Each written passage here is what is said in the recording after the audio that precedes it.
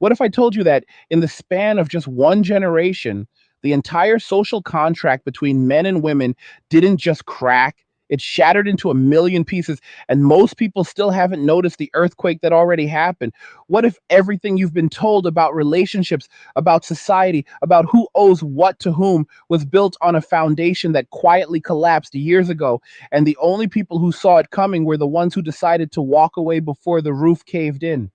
Stay with me until the very end because by the time this video is over, you're going to understand exactly why millions of men have already made an irreversible decision and why nothing, not tears, not apologies, not government programs, not social media crying videos, nothing is bringing them back. If you want more raw, no filter, angry guy breakdowns like this, smash that like button right now. Share this video with every man you know who's waking up, and hit subscribe so you never miss when I drop the next one. Also, if you're tired of watching your wealth evaporate while the world pretends everything is fine, go click the link in the description and join Angry's Crypto Academy right now. That's where I teach you step by step how to actually buy, sell, trade, and protect your assets in a system that no longer has your back. Thousands of men are already in there building real security. The link is waiting for you below. Go check it out today. And if these videos are hitting you in the chest the way they're supposed to, show some love and buy me a Red Bull through the link in the description. Every can keeps the fire coming. Let's get into it. Picture this. It's not that long ago, maybe 20, 30 years back. A man could wake up, go to work, come home to a family that respected him, build something with his own two hands, and when he spoke, people listened, not because he screamed, but because his track record did the talking for him. That world didn't vanish because of some alien invasion or economic collapse nobody saw coming. That world ended because one side of the social contract decided they didn't need the other side anymore. And when that side realized the contract was being burned in front of them, they didn't beg, they didn't negotiate, they didn't throw tantrums. They simply turned around and walked. That walk has a name now. We call it men walking away. And make no mistake, this is not a tantrum. This is not a negotiation tactic. This is not the male version of if I slam the door hard enough, she'll come chasing after me. No. When these men walk, they are gone. Phones go silent. Social media gets deleted or locked down. Addresses change. Sometimes entire countries change. These men are not pausing the relationship to teach a lesson. They are ending it permanently. This is the breakup women never saw coming. This is the breakup society never thought men had the resolve to execute. And it's already in motion.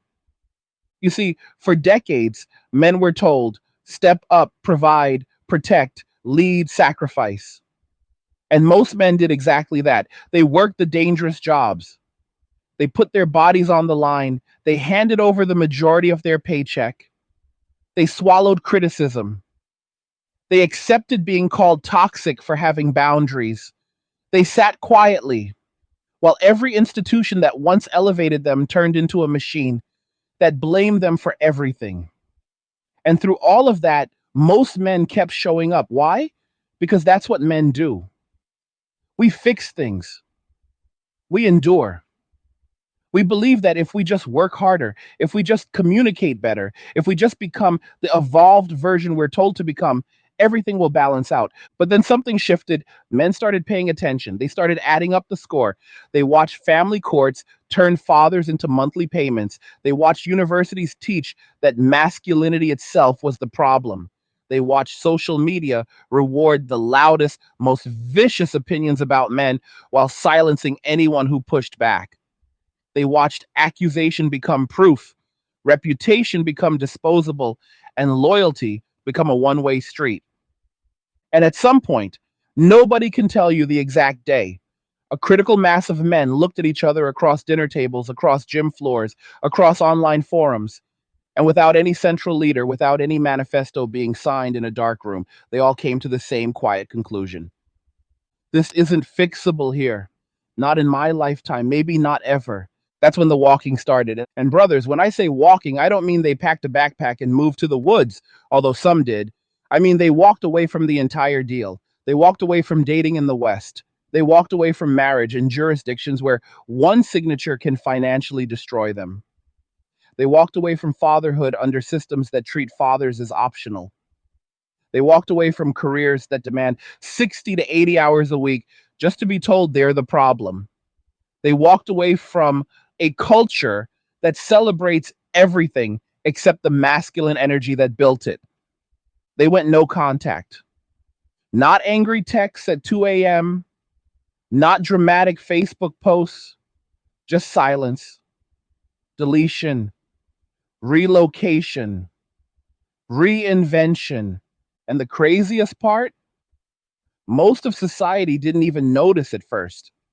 Because when men go quiet, the world assumes everything is fine.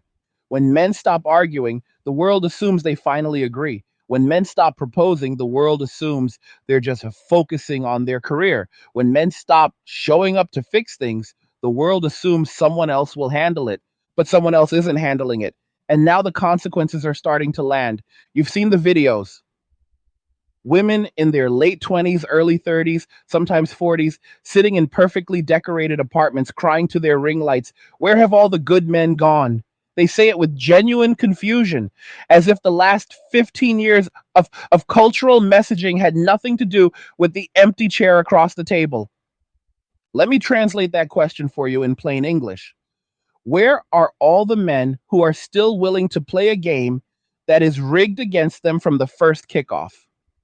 Because that's what this is really about, a rigged game. Imagine you're playing poker, and every single hand, the house gets to change the rules after the cards are dealt. Sometimes a flush beats a full house. Sometimes it doesn't. Sometimes the dealer just takes half your chips because equity. Sometimes you get accused of cheating just for winning a hand fairly, and the punishment is you lose everything you brought to the table. How many nights would you keep sitting at that table? That's what modern dating, modern marriage, modern society became for millions of men. And one day they simply stood up, cashed whatever chips they had left, and walked to a different casino, sometimes on the other side of the planet, where the game is fair and the dealers actually smile when you win. That's not bitterness. That's not fragile masculinity. That's basic pattern recognition and self preservation. And here's where the story gets fascinating, because the moment men started walking, something predictable happened. The complaints began. Articles popped up. The rise of lonely men, why men are checking out, the crisis of masculinity. And every single one of those articles diagnosed the symptom while completely ignoring the cause. They act like men woke up one day and randomly decided to abandon their responsibilities, as if millions of men across dozens of countries all spontaneously developed the same rare psychological condition at the exact same moment in history.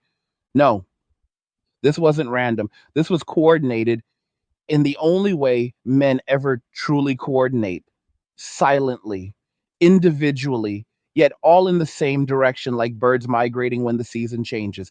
No leader gave the order. The environment simply became too hostile, and the instinct for survival kicked in. And now we're watching the second act of this play unfold in real time. And birth rates in the West are collapsing faster than anyone predicted. Marriage rates are in free fall. Home ownership for young men is disappearing. Male enrollment in higher education is dropping year after year. Male workplace deaths still account for 93% of the total, but nobody marches for them.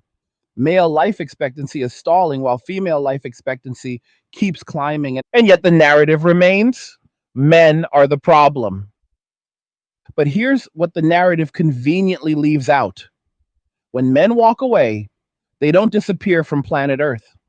They just relocate their energy, their resources, their creativity, their protection, and yes, their romantic attention to places where it is welcomed instead of criminalized.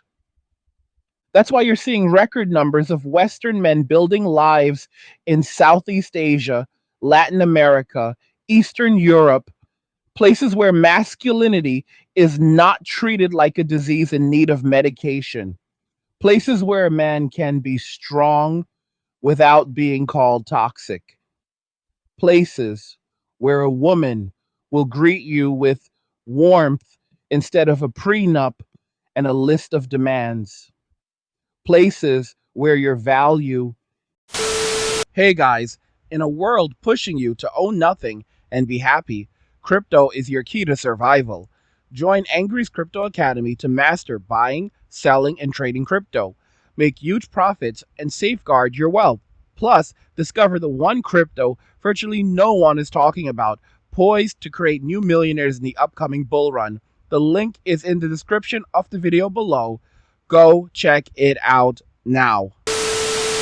Is measured by your character and your capacity to provide, not by how much you're willing to self flagellate for existing. And before anyone screams mail order brides or whatever tired talking point they pull out, understand this: these men are not buying human beings, they are choosing environments where mutual respect still exists. They are choosing cultures that never swallowed the poison pill of third and fourth wave feminism. They are choosing peace over perpetual conflict. And the women in those cultures, many of them are choosing right back because they were raised with a completely different operating system, one that understands that strong men and feminine women are not enemies, they are teammates. That's the part nobody wants to say out loud. There are still hundreds of millions of women on this planet who have zero interest in competing with men, who have zero desire to out earn or outrank the man they love, who see submission not as oppression but as harmony. And those women are living their best lives right now with men who walked away from the West and never looked back. Meanwhile, back in the societies those men left, the panic is starting to set in. You see it in the sudden flood of articles with headlines like "The End of Men." You see it in the government task forces being formed to figure out why young men are disengaged. You see it in the dating apps where the ratio is now 10 to 1 in many cities, and women still complain they can't find anyone decent. You see it most clearly in the complete inability of the culture to admit the obvious. When you spend decades telling half the population they are the root of all evil, eventually that half believes you enough to stop participating. And that's where we are right now. The walking has already happened. The breakup is final. The papers have been signed, and the movers have taken the furniture. There is no grand reconciliation coming. There is no tearful airport scene where everyone runs into each other's arms. That movie ended years ago, and most people miss the credits. What's left now is the aftermath, and the aftermath is going to be generational because the damage that has been done to the relationship between men and women in the West isn't something you fix with a few viral apologies or a new government subsidy. It's not something you fix by shaming men into manning up. It's not something you fix by lowering standards or raising taxes or launching another task force. The trust is gone. The goodwill is gone. The belief that sacrifice will be reciprocated, gone. You can't rebuild a house after you've burned it to the ground and salted the earth. You can only walk away and build somewhere else. And that, my brothers, is exactly what millions of men have decided to do.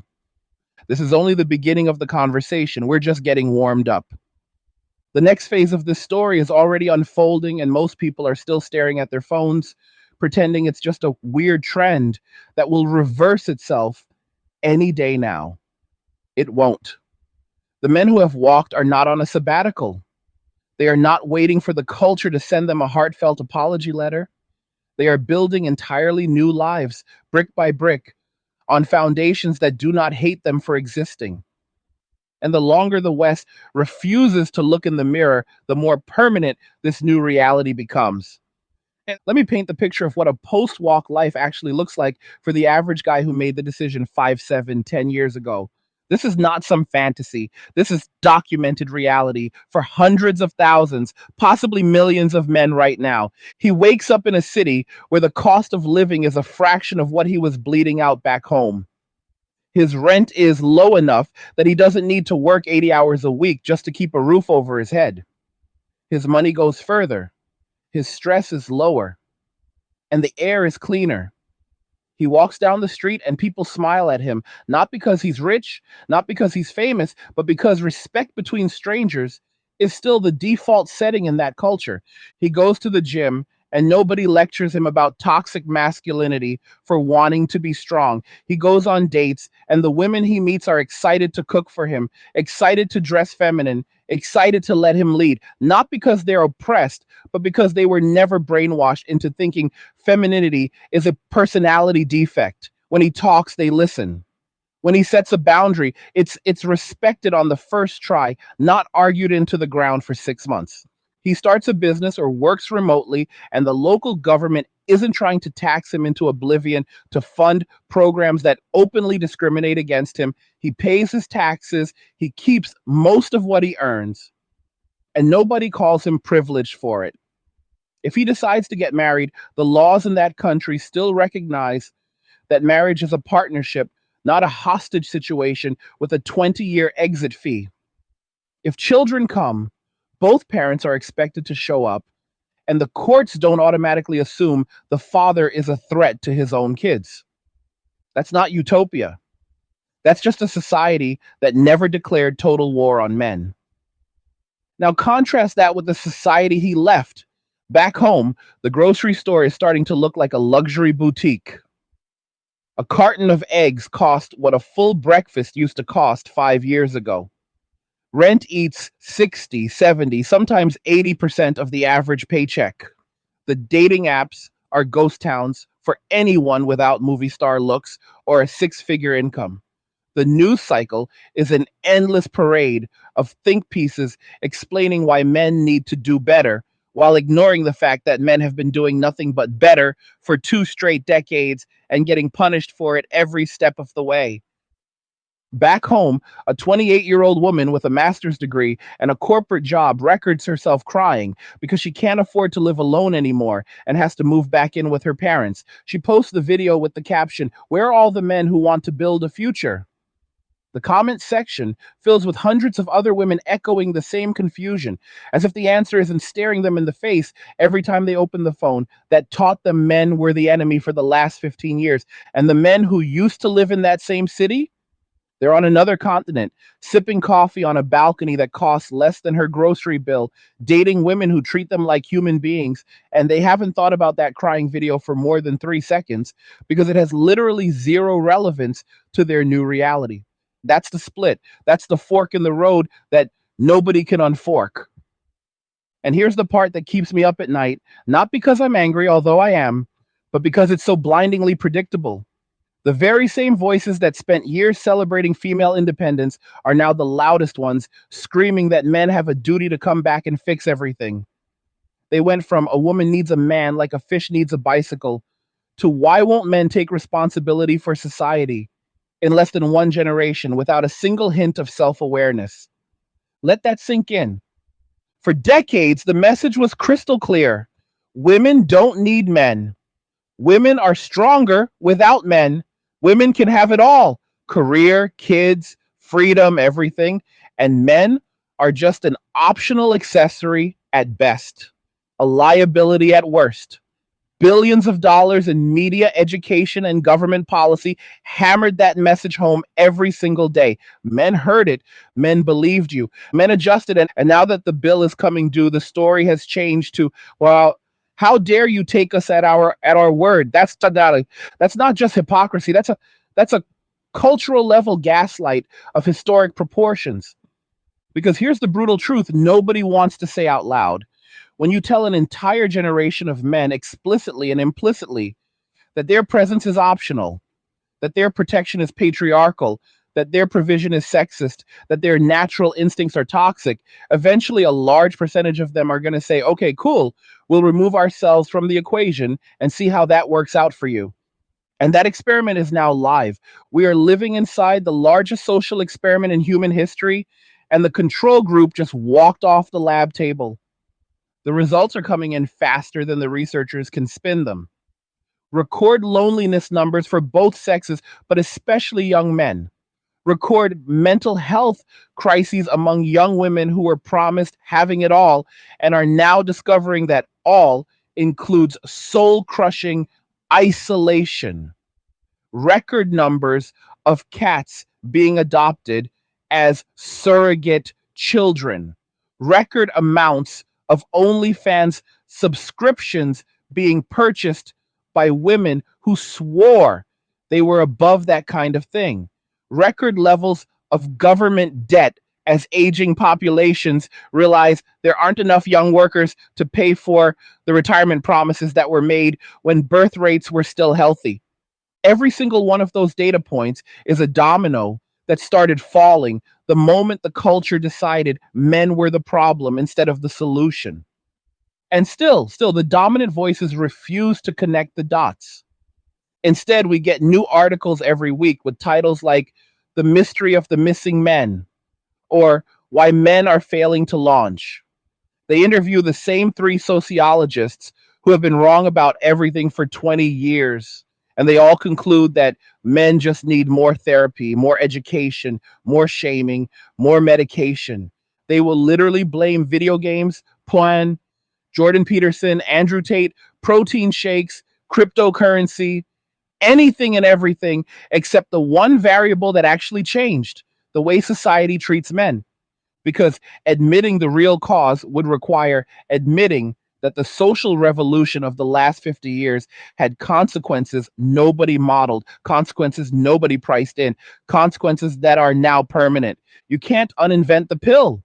You can't unpass no fault divorce.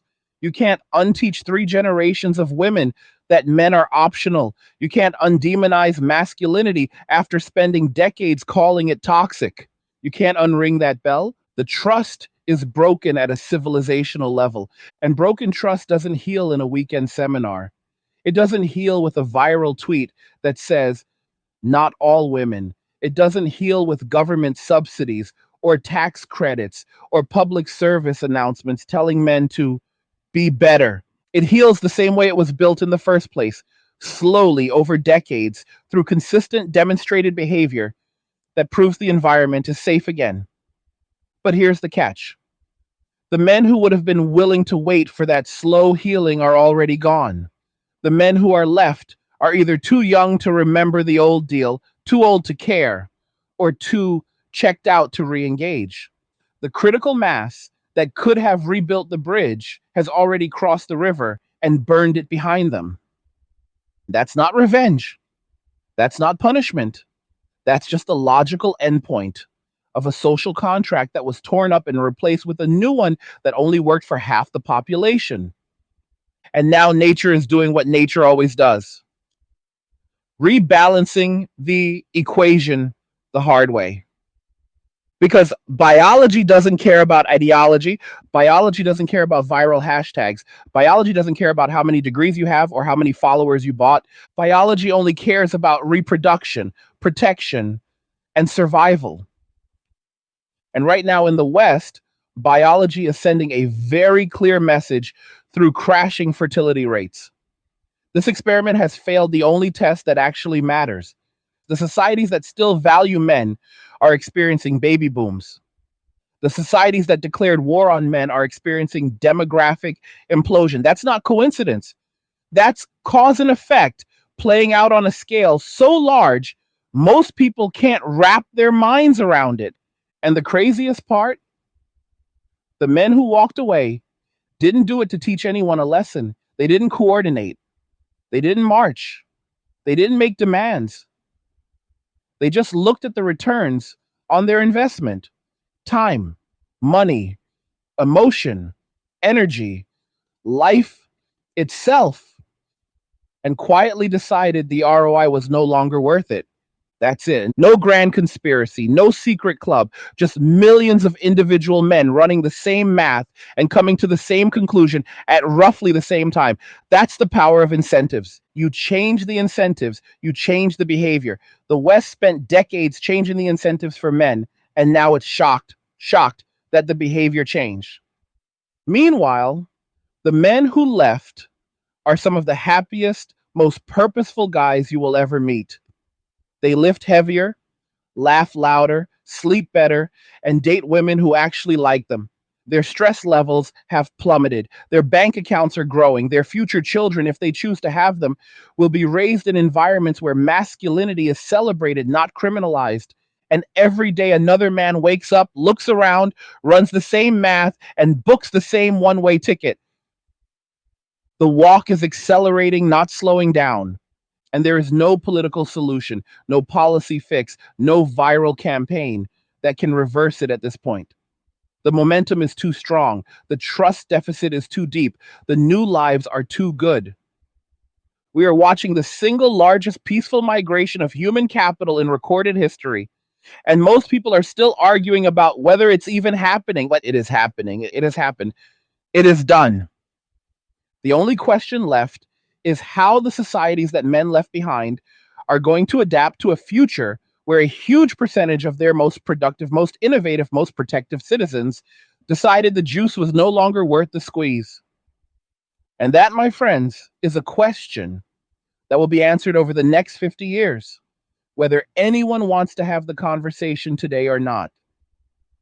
We're still just scratching the surface here. There's so much more to unpack: the economic fallout, the geopolitical ripple effects, the second order consequences nobody is modeling yet. I'm going to keep going because this story is bigger than any one video, bigger than any one channel, bigger than any one lifetime. The next layer of this story is the one nobody in the mainstream wants to touch with a 10-foot pole. Because once you say it out loud, the entire house of cards starts to wobble. So let me say it clearly and slowly. The way you say something to a room full of people who've been pretending the elephant isn't sitting on the couch, eating all the snacks. The West is not just losing men. The West is losing the only group that ever built it, maintained it, defended it, and rebuilt it every single time it broke.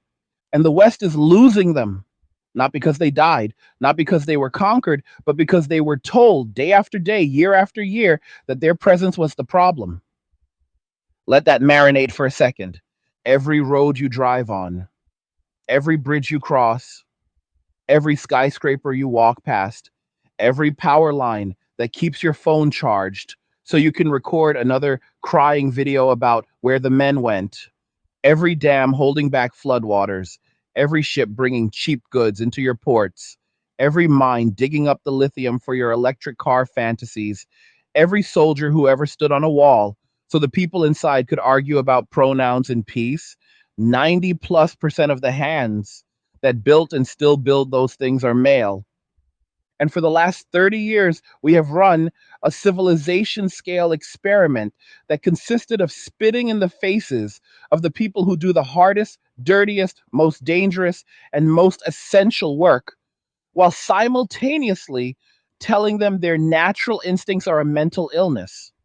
We took the same group that historically absorbed the majority of violence, the majority of early deaths, the majority of workplace fatalities, the majority of homelessness, the majority of suicides, and we pointed at them on television and said, "You are the villain. You are the oppressor. You are the reason the world isn't perfect."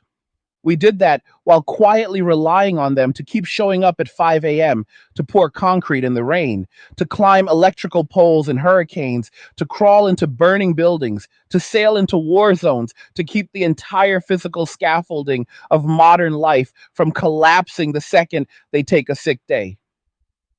And then we acted shocked when a critical mass of them finally said, "Fine, keep it." That's not hyperbole. That's not rage clickbait.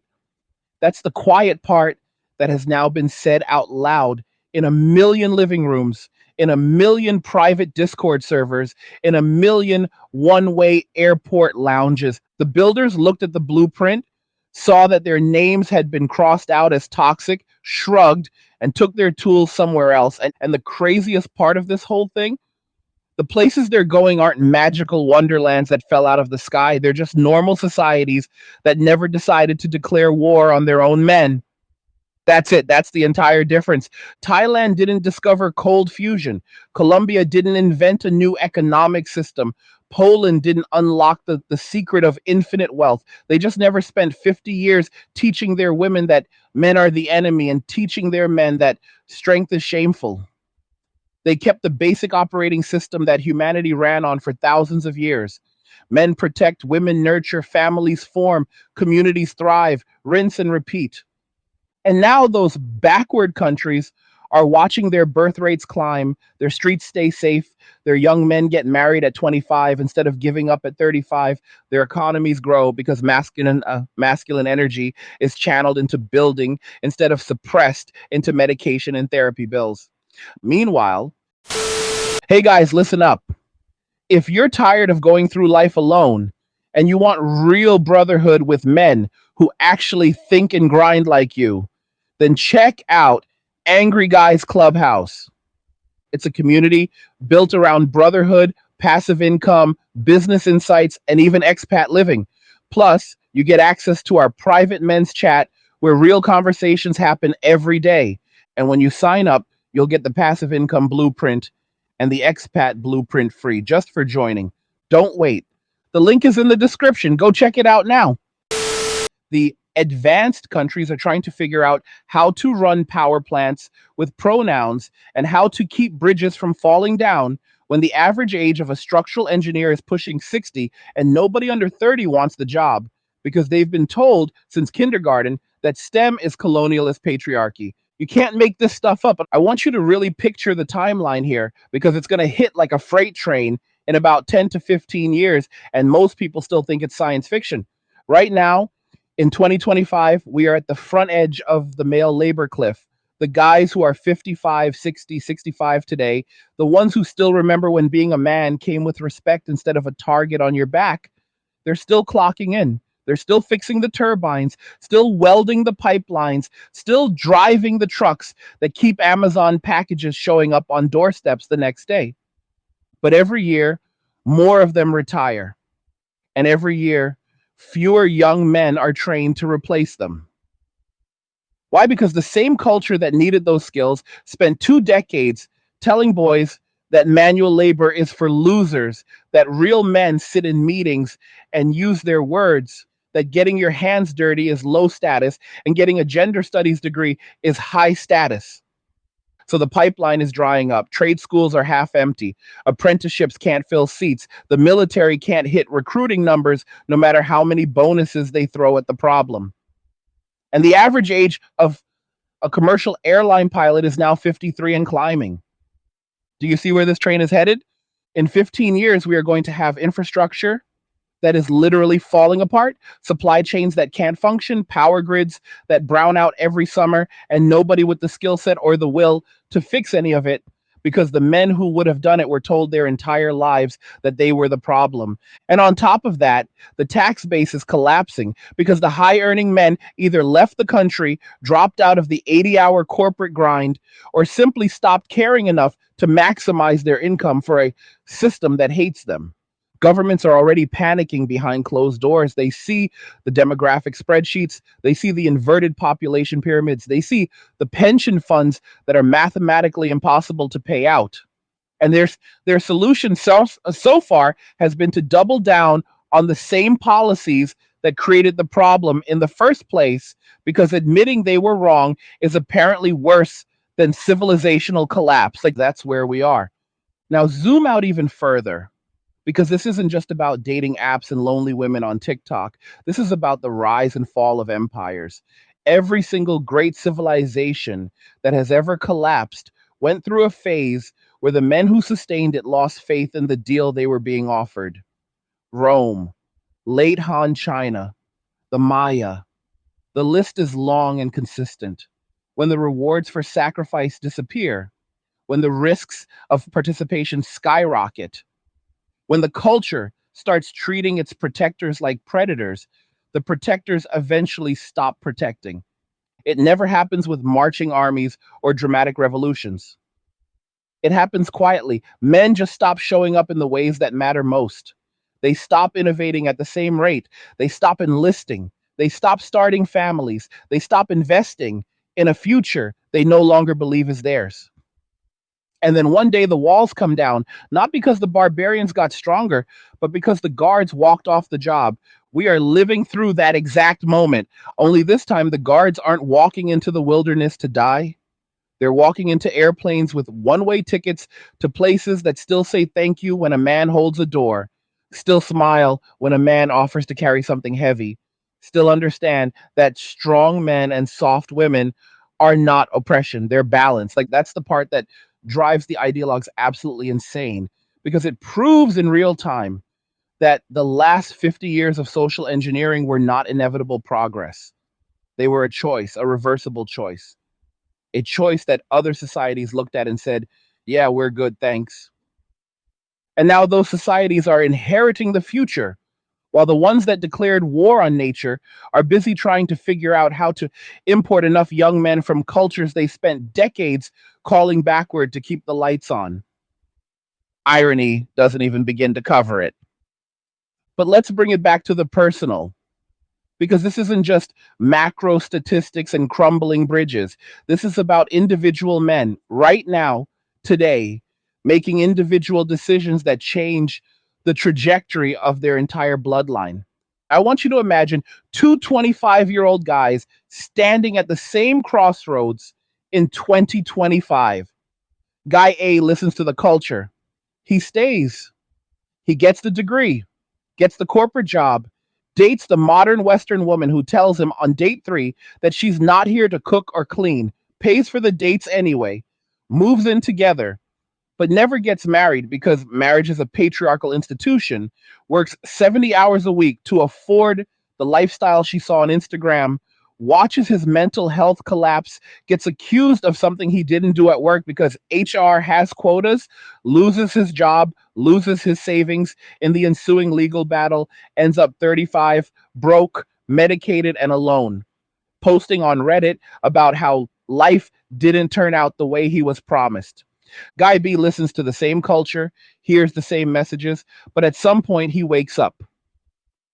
He learns a remote skill, or builds a business, or saves for 18 months straight. He gets his passport. He gets on a plane. He lands in a city where the women smile when he walks into a room. He dates. He chooses wisely. He marries a feminine woman who is excited to build a family with him. By 35, he owns a house outright, has 2 or 3 kids who call him sir and mean it, sleeps 8 hours a night, lives 5 days a week, and laughs at the idea that he ever needed permission to be a man. Same starting point, same year of birth, 2 completely different lives. One stayed and played a rigged game. One walked away and found a fair one. Multiply that by a few million, and you understand why the phrase men walking away isn't just a catchphrase. It's the most important social movement of our lifetime, precisely because it isn't a movement at all. It's millions of individual men making the same rational decision at the same time. No leader, no headquarters, no funding, just a one-way ticket and a refusal to hate yourself for being born male. And that refusal, that quiet, stubborn refusal to apologize for existing, is the most powerful force on the planet right now. Because once a man reaches that point, once he truly internalizes that his value is not negotiable, that his peace is non negotiable, that his future is not something he has to beg for, there is literally nothing any government, any corporation, any angry blue check mob can do to drag him back into the cage. The cage door is open, the chain is broken, the lion is already in the jungle, and the jungle is beautiful. We're still nowhere near the end of the script, brothers.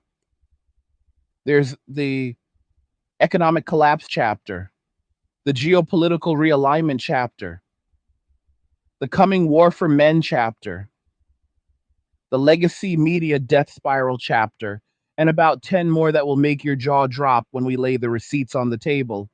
We are now standing at the edge of the final act, the part nobody wants to say out loud, because once it's spoken, it can't be unspoken.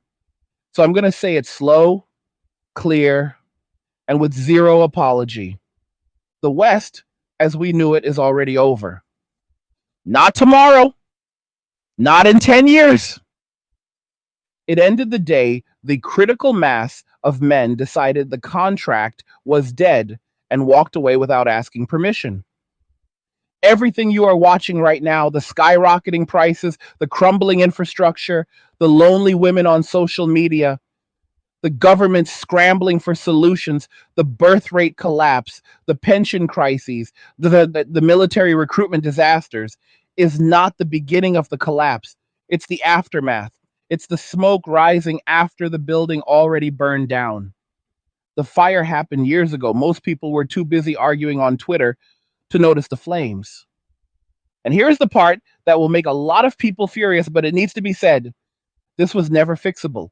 Not in our lifetime, maybe not ever. You cannot undo 50 years of cultural programming in 5 years. You cannot rebuild trust that was deliberately demolished across 3 generations. You cannot reverse the legal, financial, and social incentives that turn marriage into a wealth transfer program from men to women. You cannot unteach millions of women that masculinity is a disease and then act surprised when men stop offering it. You cannot spend decades telling boys they are defective girls and then wonder why they don't grow up to be protectors and providers. The damage is generational. The scar tissue is permanent. Even if every red pill channel disappeared tomorrow, even if every passport bro came home, even if every government passed a bring men back law tomorrow morning, it wouldn't matter. The trust is gone at a cellular level. Men pass down the message the way wolves pass down migration routes, not in writing, not in speeches, but in blood memory. And your father felt it. Your older brother felt it. You feel it. Your future son will be born already knowing it. That's how complete the rupture is.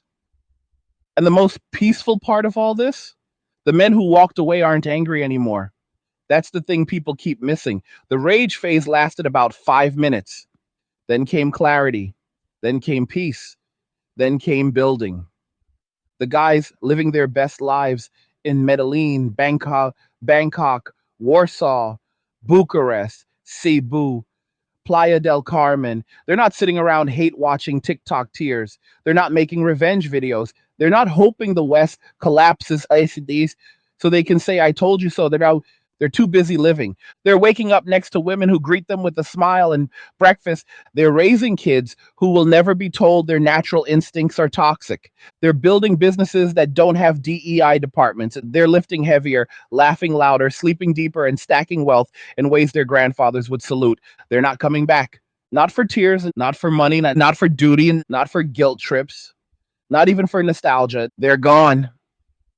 And the societies they left behind are now entering the find out stage of what happens when you tell the builders, the protectors, the providers, and the fixers that they are no longer welcome. History has already written the ending to this story 100 times before. Civilizations that demonize their men die slow, painful, bureaucratic deaths while watching healthier societies eat their lunch from the sidelines. The only difference this time is that technology gave men an exit door their grandfathers never had. $1,000 and a one-way ticket can now take you from a place that hates you to a place that celebrates you before your next paycheck hits the account. That's new and that's final. So where do we go from here? If you are a young man watching this in 2025 or 2026 or 2030, understand one thing: the old path is gone. The work hard, get married, buy a house, raise a family, retire at 65 script is dead in every Western country that bought the feminist package. Dead, buried. Do not waste one more day of your life trying to resurrect it. Your new script is simple. First, get your money right. Remote income, crypto trades, whatever scales and travels. Second, get your body right. Strong men are harder to control. Third, get your passport right. Never put all your eggs in a basket that can be kicked over by people who hate you. Fourth, get your standards right. Do not date, sleep with, or marry women who were raised to see you as the enemy. Full stop. 5, build a life so good that staying would have to be insane. That's it. The age of begging for scraps from a culture that despises you is over. The age of building your own table or finding one that already has a seat saved for you has begun. And to the women who are finally waking up and realizing the party is over, I'm not here to hate you. I'm here to tell you the truth. So maybe your daughters don't repeat the same mistakes. If you want men to come back, really come back, not just as walking ATMs or emotional punching bags, then the repair work starts with you, not with men, with you. You want a second chance? Earn it the old fashioned way. Admit you were sold a lie out loud, publicly, repeatedly. Raise your sons to be proud men, not apologetic ones. Raise your daughters to admire masculinity, not mock it. Support laws that treat men fairly in family court, in education, in the workplace. Celebrate strength, protection, and provision instead of calling it toxic. Date, marry, and build with men who embody those traits, and reward them instead of punishing them. Do that consistently for 25 years, and maybe the next generation of men will consider re-engaging it. But understand this, the men who are already gone are not waiting. They are not holding their breath. They are not coming home for your redemption arc. Their children are learning Spanish, Thai, Polish, Portuguese. Their wives are feminine, happy, and loyal. Their bank accounts are growing. Their peace is non-negotiable. And every single day, another man wakes up, looks at the math, books the ticket, and joins them. And the walk is not slowing down, it is accelerating. And when historians look back at this period, this strange, painful, hilarious collapse of the most prosperous societies the world has ever seen, they will not write about wars or plagues or economic crashes. They will write about the day men quietly stood up, dusted off their hands, and walked away from a deal that no longer made sense. They will call it the greatest act of collective self-respect in human history. And they will be right. So if you're still here, if you've made it to the end of this monster script, I want you to do one thing right now. Close your eyes for 10 seconds and ask yourself one question. Am I building a life I would fight to keep, or am I still hoping someone else fixes a game that's already over? Your answer is the only thing that matters. The plane is boarding. The jungle is beautiful. The old world is burning. Choose. What did you think about all of this? Do you agree? Do you see it playing out around you every single day? Are you already gone, or are you packing right now? Drop your truth in the comments. No filter, no apologies. Like the video if it hit you square in the chest. Subscribe if you're ready to keep walking this road together. Share this with every man who still thinks he's the crazy one for seeing what's right in front of his face. And just remember, all roads lead to MWA. Men walking away, cheers. Nothing says you care like crypto. Nothing can compare. Nothing says you care like crypto. Oh, nothing can compare to crypto.